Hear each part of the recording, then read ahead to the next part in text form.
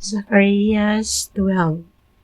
Mao kini ang gisulti sa Ginoo mahitungod sa Israel, ang Ginoo nga nagbuhat sa mga langit ug nagpatungha sa yuta ug naghatag og kinabuhi sa tawo. Miingon siya, hapit ko na himua ang Jerusalem ngadto sa usa ka kupa nga makahubog sa mga tawo nga naglibot kaniya. Malakip usab niini ang Juda kun libutan na ang Jerusalem. Apan inig-abot ni anang adlaw himuon ko usab ang Jerusalem sama sa bug-at nga bato. Ang nasod nga mangahas pag-asa niini masakitan gayud. Ang tanang nasod sa kalibutan maghiusa sa pag-atake kaniya. Niadto unyang adlaw lisangon ko ang tanan nilang kabayo o himuon kong buang ang magkabayo kanila. Bantayan ko ang katawhan sa Juda apan butaan ko ang kabayo sa ilang kaaway. Unya ang mga banay sa Juda moingon sa ilang kaugalingon. Ang mga nagpuyo sa Jerusalem kusgan tungod sa tabang sa Ginoo nga labing gamhanan nga ilang Dios. Niadto unyang adlaw himuon ko ang mga banay sa Juda nga daw nagbagang kulon taliwala sa masugnod sama sa nagsigang sulo nga giduslit sa binugkos nga mga uhay sa wala og sa tuo.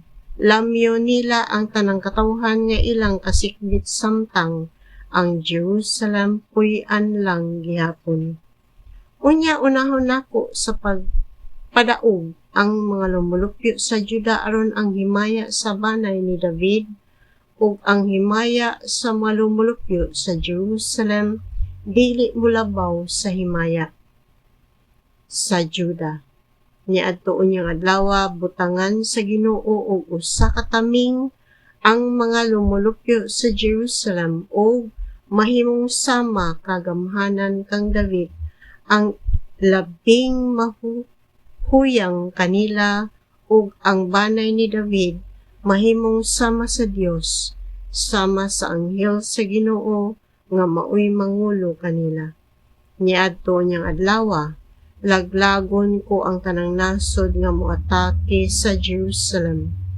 Ug bubuan ko ang banay ni David ug ang mga lumulupyo sa Jerusalem sa espiritu sa pagkamaluluyon o pagkamainampuon aron iniktan-aw nila kaniya nga ilang gidunggab. Magbangutan sila tungod kaniya sama sa nagbangutan tungod sa kamatayon sa usa ka bugtong nga anak. Magpaaga sila og pait nga luha sama sa nagbangutan tungod sa kamatayon sa iyang panganayng anak. Niadto unyang adlaw magbangutan ang mga lumulupyo sa Jerusalem sama sa pagbangutan sa mga tawo alang kang Hadadremon didto sa kapatagan sa Megiddo. Magbangutan ang nasod, mag-iyahay pagbangutan ang tagsa-tagsa ka panimalay, ang banay ni David, ang banay ni Nathan, ang banay ni Levi, ang banay ni Semei, ug ang uban pang mga panimalay, ang mga babay maglaig pagbangutan.